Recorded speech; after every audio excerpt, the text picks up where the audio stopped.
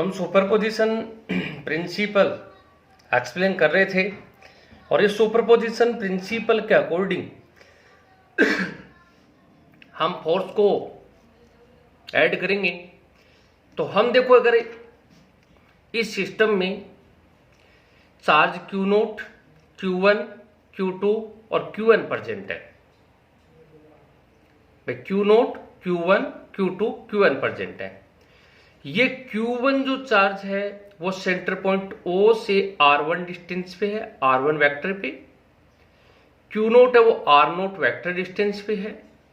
Qn है वो Rn vector पे है और Q2 है वो R2 वेक्टर पे है। तो यहां पर इस डायग्राम में जो हमने ड्रॉ कर रखा है, किसी पर्टिकुलर या इंडिविजुअल जो चार्ज Q0 है, इस Q0 पर फोर्स क्रिएट हो रहा है F01 vector due to Q1।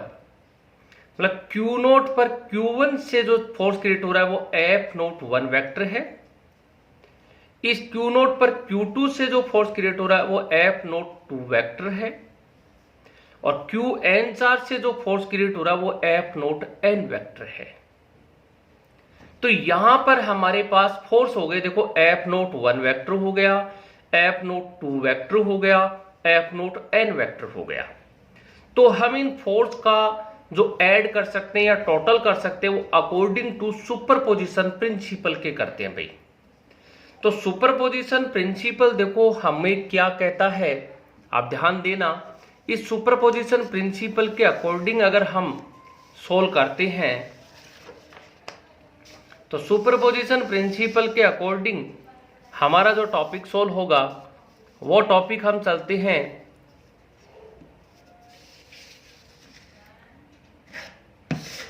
तो यहां हम अकॉर्डिंग टू कूलॉम्स लॉ के एक्सप्लेन करेंगे। सबसे पहले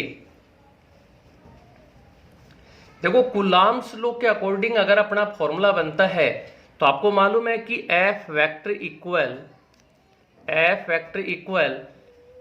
K Q1 Q2 upon R square R cap बनता है, या फिर R वेक्टर मोड का स्क्वायर लिख सकते हो। तो हम पहले F01 वेक्टर लिखते हैं, तो ये आता है K Q0 Q1 upon R01 vector का मोड का स्क्वायर, R01 कैप आ जाएगा। ऐसी F02 वेक्टर है वो K Q0 Q2 upon R02 vector का स्क्वायर, R02 कैप आ जाएगा। ऐसी F01 वेक्टर n वेक्टर है वहां K Q0 Q1 upon R0n vector का स्क्वायर, R0n कैप आ जाएगा। तो हमने ये तीनों जो फॉर्मूले लिखे हैं, F01 vector, F02 vector, F0n vector, इनका हमें अकॉर्डिंग टू सुपरपोजिशन प्रिंसिपल, अगर हम सुपरपोजिशन प्रिंसिपल के अकॉर्डिंग लेते हैं तो सुपरपोजिशन प्रिंसिपल के अकॉर्डिंग जो टोटल होता है वो टोटल देखो क्या आता है, आप ध्यान देना कि according to superposition principle F vector equal F01 vector plus F02 vector plus dot dot F0n vector आता है। तो हमने यहां पर F वेक्टर इक्वल F01 की वैल्यू प्लस F02 की value plus dot dot F0n की वैल्यू पुट कर दिया पढ़ने। ये वैल्यू पुट करने के बाद आप देखेंगे कि K और Q0 कॉमन आ रहा है हमारे पास, K कॉमन आ रहा है और Q0 कॉमन आ रहा है। बाकी remaining Q1 upon R01 vector का square, R01 cap plus Q2 upon R02 vector का मोड का square, R02 cap plus dot dot dot Qn upon R0n vector का स्क्वायर, R0n कैप आ जाएगा। तो अगर हम इनका एक तो इस तरीके से ये फॉर्मूला यूज कर सकते हैं, या आप इसका टोटल समेशन इस तरीके से भी आप सिग्मा के रूप में भी यूज कर सकते हो। तो ये F vector equal K Q0 sigma Qi upon R0i vector का स्क्वायर, R0i कैप।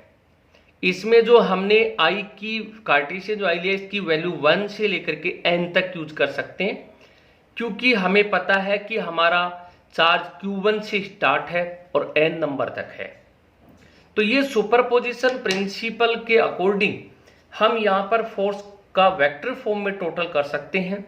और अगर किसी सिस्टम में चार्ज Q1, Q2 या Qn प्रेजेंट है तो फोर्स भी आपको मालूम है F01, F02, F0n प्रेजेंट होंगे। तो हम उनका अकॉर्डिंग टू सुपरपोजिशन प्रिंसिपल के हम इस फोर्स का टोटल समीशन कर सकते हैं, जो हमारा सुपरपोजिशन प्रिंसिपल के अकॉर्डिंग जो रिजल्ट आता है वो आता है F vector equal K Q naught sigma Qi upon R0i vector का square R0i cap I equal 1 से लेकर के I इक्वल n तक। ये हमारे पास फाइनल रिजल्ट बन जाता है भाई। तो ये अपना सुपरपोजिशन प्रिंसिपल है फोर्स का। तो यहां पर हमारे पास फोर्स से रिलेटेड 3 टॉपिक्स हो गए। सबसे पहले हमने कूलॉम्स लॉ के अकॉर्डिंग मैग्नीट्यूड सोल्व किया था, फिर हमने इस कूलॉम्स लॉ का वेक्टर फॉर्म किया था, मतलब डायरेक्शन को हमने एक्सप्लेन कर दिया था। और डायरेक्शन के बाद हमने अगर अपने पास फोर्स जो Q1, Q2 और Qn के रीजन से अगर F01, F02 और F0n है तो हमने उनका total according to superposition principle कर दिया, जो हमारे पास फाइनल रिजल्ट आ गया था। तो ये तो हमारे कूलॉम्स लॉ से रिलेटेड टॉपिक कंप्लीट हो गए तीनों।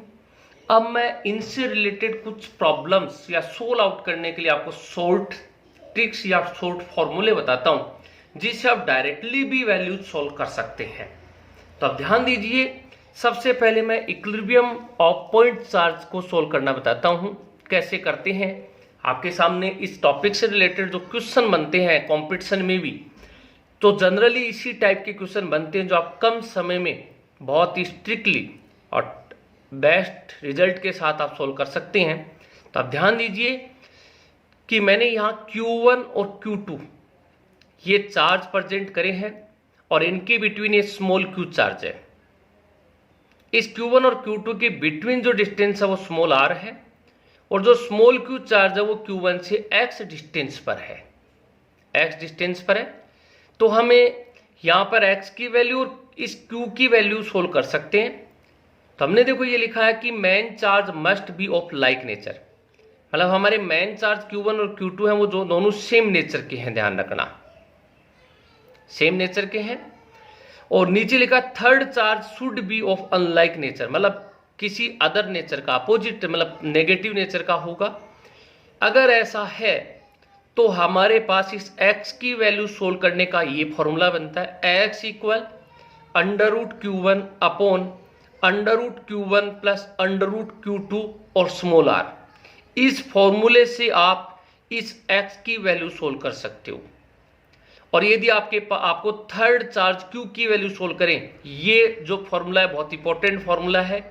इस फॉर्मूले से रिलेटेड बहुत सारे क्वेश्चंस कंपटीशन में पूछे जाते हैं, ध्यान दीजिए आप। ये फॉर्मूला बहुत काम आएगा आपके।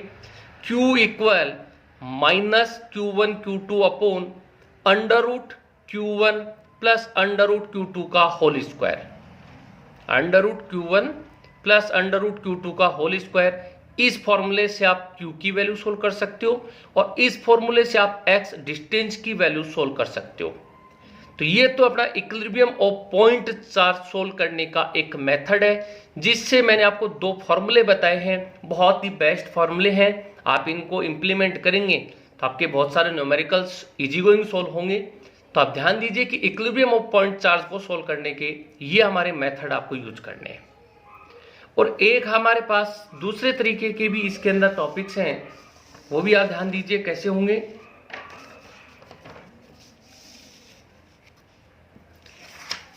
अगर हमारे पास सिमेट्रिकल या ज्योमेट्रिकल पॉइंट टाइप में ऐसे टॉपिक हैं तो क्या होंगे आपको बताता हूं।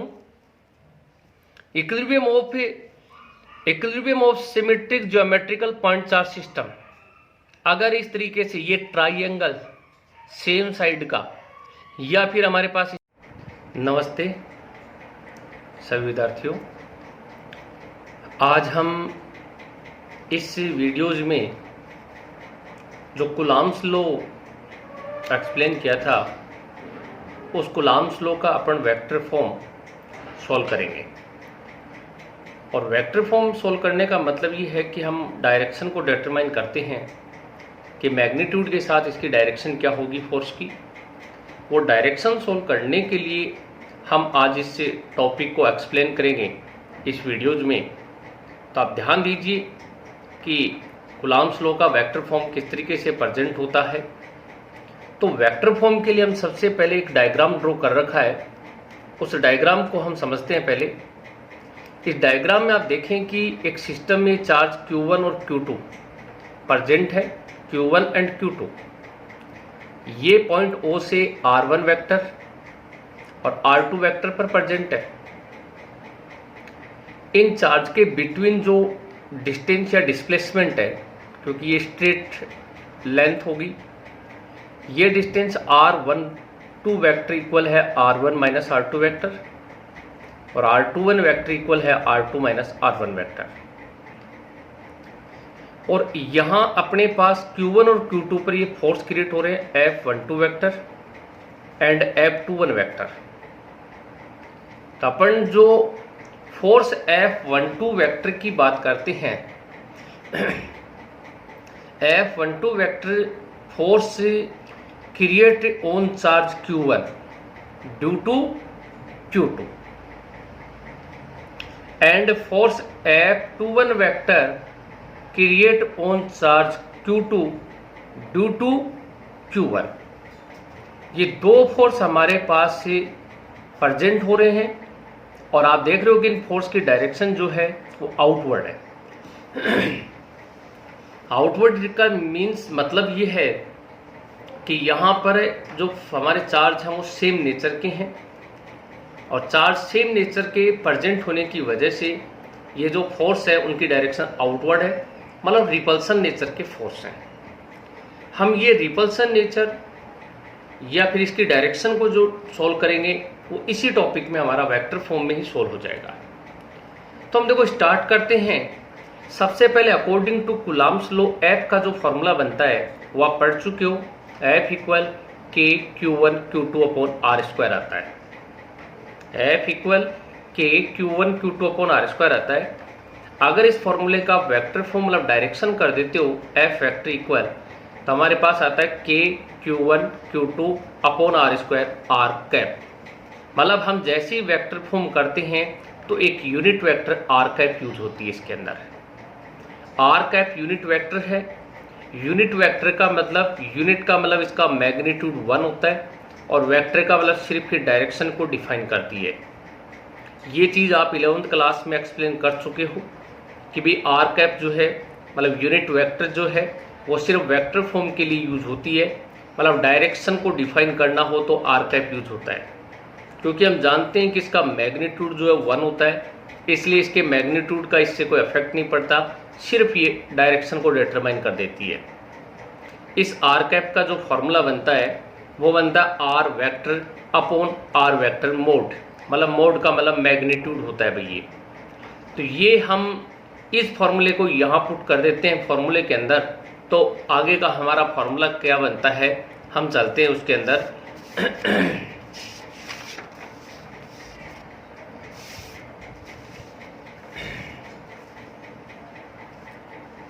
तो ध्यान दीजिए कि हमने लिखा F वेक्टर इक्वल, हम इस तरीके से भी यूज कर सकते हैं K Q1 Q2 R cap upon R vector mode का स्क्वायर, मतलब R वेक्टर मोड का स्क्वायर या R स्क्वायर एक ही बात है, मतलब सेम है, सिमिलर है, कोई चेंज नहीं है। अब इस R कैप की वैल्यू अगर पुट कर देते हैं तो F vector equal K Q1 Q2 upon R vector mode Q R vector, ये हमारा एक बेसिक फॉर्मूला बन जाता है। ठीक है, अब इस फॉर्मूले को हम इम्प्लीमेंट करते हैं। इम्प्लीमेंटेशन करते हैं तो सबसे पहले हम force F12 created at charge Q1 due to charge Q2, तो हम इसको इस फॉर्मूले के अकॉर्डिंग सोल्व करते हैं। तो F12 वेक्टर इक्वल बन गया K Q1 Q2 upon R12 vector के मोड का क्यूब R12 वेक्टर, मतलब इस फॉर्मूले में सिर्फ 1 2 यूज कर लिया हमने। हमने डायग्राम में देखा था कि R12 equal R1 minus R2 होता है। हमने ये R1 माइनस R2 की वैल्यू पुट कर दी, तो ये फॉर्मूला तो हमारा बन गया F12 वेक्टर का भी। जैसे हमने F12 सोल्व किया है वैसे ही हम फोर्स F21 सोल्व कर देंगे। तो force F21 created at charge Q2 due to charge Q1। Force F21 created at charge Q2 due to charge Q1। तो हम देखेंगे कि F21 जो सोल्व होता है वो कैसे सोल्व होता है। ध्यान देना कि F21 वेक्टर इक्वल हमारे पास फॉर्मूला बन गया K Q1 Q2 upon R2 minus R1 Q R2 minus R1। ये हमारे पास देखो दो फॉर्मूले बन गए हैं F12 वेक्टर का और F21 वेक्टर का। अगर हम इन दोनों फॉर्मूले का कंपैरिजन करते हैं तो आप ये देखेंगे कि इन फॉर्मूले में दोनों फोर्स F12 और F21 है, ये मैग्नीट्यूड में सेम है भाई, मैग्नीट्यूड में सेम है, बट डायरेक्शन अपोजिट है दोनों फोर्स की। डायरेक्शन अपोजिट होने का रीजन ये है कि जो फोर्स F12 है इसकी डायरेक्शन R1 माइनस R2 है, एक्शन डायरेक्शन, और जबकि F21 फोर्स की जो एक्शन डायरेक्शन है वो R2 माइनस R1 है। इन दोनों फोर्स की जो एक्शन डायरेक्शन है वो अपोजिट है, और अपोजिट होने की वजह से हम ये चीज कह सकते हैं कि भी F12 vector equal minus F21 vector आ जाएगा। मतलब ये दोनों फोर्स है वो मैग्नीट्यूड में सेम है बट डायरेक्शन में अपोजिट है। मतलब ये नेगेटिव साइन है, ये डायरेक्शन को ही इंडिकेट करता है, और हमने यही चीज लिखी है कि negative sign indicate opposite direction of force. मतलब ये नेगेटिव डायरेक्शन है वो फोर्स की डायरेक्शन को इंडिकेट करती है। तो यहां पर इन दोनों फोर्स की डायरेक्शन है वो अपोजिट आई है। डायग्राम में आपने यही बात देखी है कि जो हमारे पास फोर्स आ रहा है वो फोर्स इस सेम नेचर वाले में आउटवर्ड डायरेक्शन में आ रहा है, मतलब रिपल्सन नेचर है। और अगर अपोजिट नेचर के चार्ज होंगे तो फोर्स डायरेक्शन इनवर्ड होगी। इनवर्ड का मतलब ये हो गया अट्रैक्शन नेचर। तो ये नेगेटिव डायरेक्शन जो है वो इंडिकेट कर रही है भी फोर्स को, लेकिन दोनों फोर्स के मैग्नीट्यूड सेम है। इसके पीछे रीजन आपको पता ही है कि फोर्स एक तो डायरेक्टली मैग्नीट्यूड ऑफ चार्ज पर डिपेंड करता है जो दोनों में सेम है, आप देख रहे हैं। सेकंड, जो बिटवीन डिस्टेंस है उसके स्क्वायर के इनवर्स होता है, दोनों के बिटवीन डिस्टेंस सेम है, इसलिए फोर्स F12 और F21 मैग्नीट्यूड में सेम है बट डायरेक्शन में अपोजिट है। तो यहां पर हमने इस वेक्टर फॉर्म जो कूलॉम्स लॉ का किया है, इस वेक्टर फॉर्म में हमने डायरेक्शन को डिफाइन किया है, और डायरेक्शन से हमने ये बात और सोल्व कर दी है कि भाई फोर्स की नेचर कैसी होगी। तो यदि हमारे पास चार्ज सेम नेचर के होते हैं तो फोर्स नेचर रिपल्सन होगी, और अगर हमारे पास अपोजिट नेचर के चार्ज होंगे तो फोर्स नेचर अट्रैक्शन होगी। बट डायरेक्शन जो होगी दोनों सिचुएशन में अपोजिट होगी, इसलिए यहाँ ये नेगेटिव साइन आता है। तो ये हमने इसलिए इसका वेक्टर फॉर्म किया जिससे हमारी डायरेक्शन है वो डिफाइन हो जाए। तो ये हमने कूलॉम्स लॉ का मैग्नीट्यूड और डायरेक्शन दोनों हमारे पास डिफाइन हो गए हैं। ठीक है। अब जनरली कई बार क्या होता है कि एक सिस्टम में चार्ज है वो 1 से ज्यादा होते हैं, वो Q1 Q2 Qn, तो उस समय फोर्स भी हमारे पास F1 F2 F3 dot dot Fn लगते हैं। तो फिर हमें उनको ऐड करने के लिए हम जो आगे का जो टॉपिक लेंगे वो सुपरपोजिशन प्रिंसिपल हम डिफाइन करेंगे। और सुपरपोजिशन प्रिंसिपल जो हमारा डिफाइन होता है उसको हम देखो कैसे सोल्व करते हैं वो आप ध्यान दीजिए।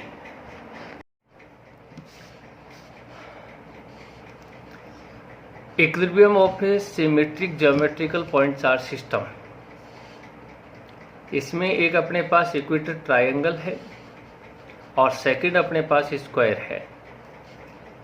इसकी साइड ए है और चार्ज Q कॉर्नर पे प्रेजेंट है, इनके बिटवीन कैपिटल Q चार्ज है, और एक स्क्वायर है जिसकी साइड ए है और चार्ज स्मॉल q प्रेजेंट है। तो अपने को यहाँ पर value of Q at centre for which it is in equilibrium, जिसमें अपना फर्स्ट पॉइंट है फॉर इक्विलेटरल ट्राइंगल और सेकंड है फॉर स्क्वायर। तो इक्विलेटरल ट्राइंगल के लिए जो कैपिटल क्यू की वैल्यू जो सोल्व करते हैं उसका फॉर्मूला आता है -q/√3। क्या? -q/√3। और फॉर स्क्वायर के लिए अगर सोल्व करते हैं तो कैपिटल Q इक्वल आता है -q ब्रैकेट में 2√2 + 1/4। तो ये अपने स्क्वायर के लिए सोल्व करेंगे फॉर्मूला, और ये अपन इक्विलेटरल ट्राइंगल के लिए सोल्व करेंगे। इसी प्रकार हम अगर equilibrium of suspended point charge system के लिए अगर सोल्व करते हैं तो हमारा क्या फॉर्मूला बनता है, ध्यान देना।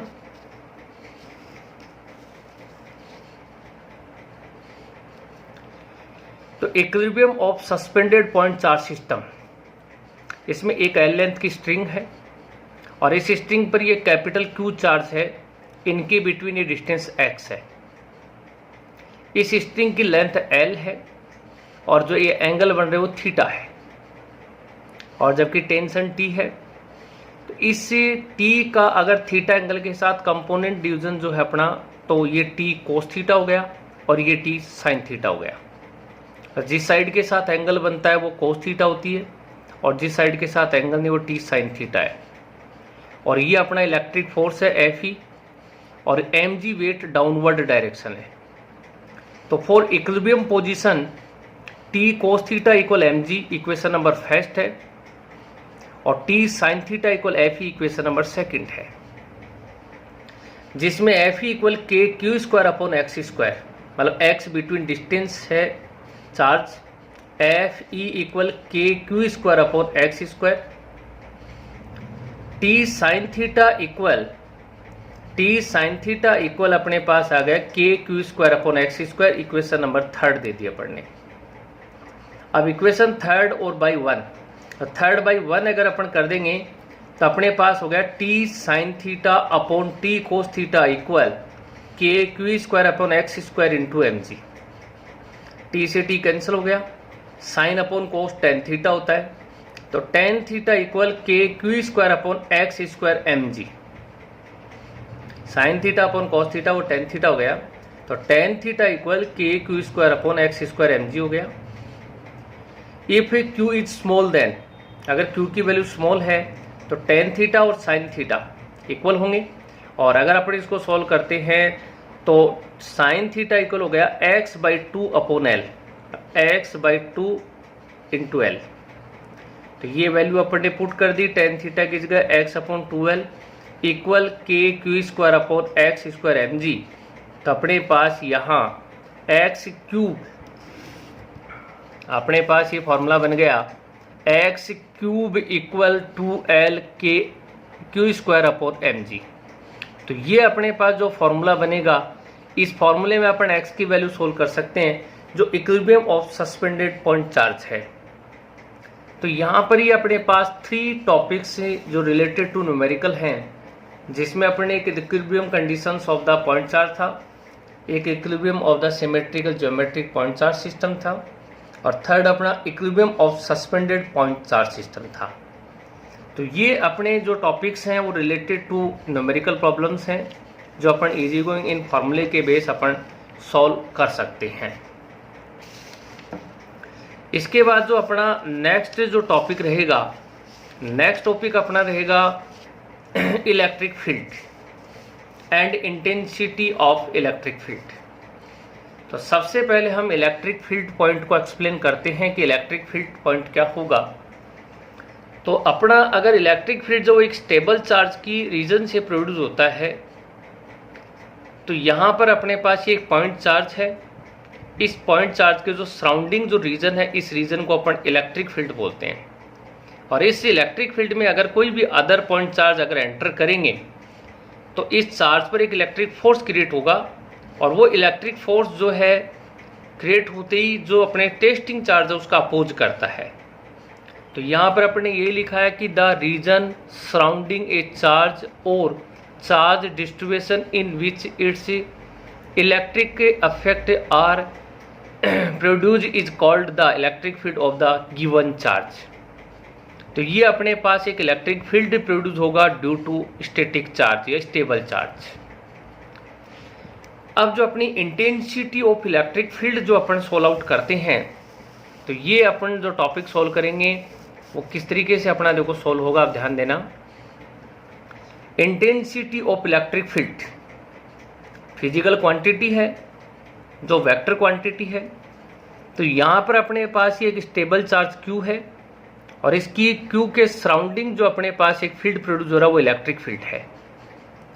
इस इलेक्ट्रिक फील्ड में अगर अपने टेस्ट चार्ज Q नोट अगर प्रेजेंट कर रहे हैं तो इस Q नोट पर एक इलेक्ट्रिक फोर्स क्रिएट होता है और वो इलेक्ट्रिक फोर्स जो क्रिएट होगा वो अपन सोल्व आउट करते हैं। तो यहाँ पर अपने लिखा है कि test charge Q nought present in electric field then electric force create on charge Q nought due to electric field F equal Q nought E। ये अपना जो फॉर्मूला बना वो according to force F equal mg से है, जो अपने 11th class में एक्सप्लेन है। वहाँ पर मास पार्टिकल्स की जगह चार्ज Q नोट आ जाता है और इंटेंसिटी ऑफ ग्रेविटेशनल की जगह ये इंटेंसिटी ऑफ इलेक्ट्रिक फील्ड आ जाता है। F equal Q nought E, E equal F upon Q note और यूनिट बनेगी न्यूटन पर कूलम। ठीक है, तो यहाँ पर अपन देखो इस फॉर्मूले को अगर सोल्व आउट करते हैं तो ये फॉर्मूला देखो F equal Q nought E, E equal F upon Q note, unit force की यूनिट न्यूटन होती है और चार्ज की यूनिट कूलम है।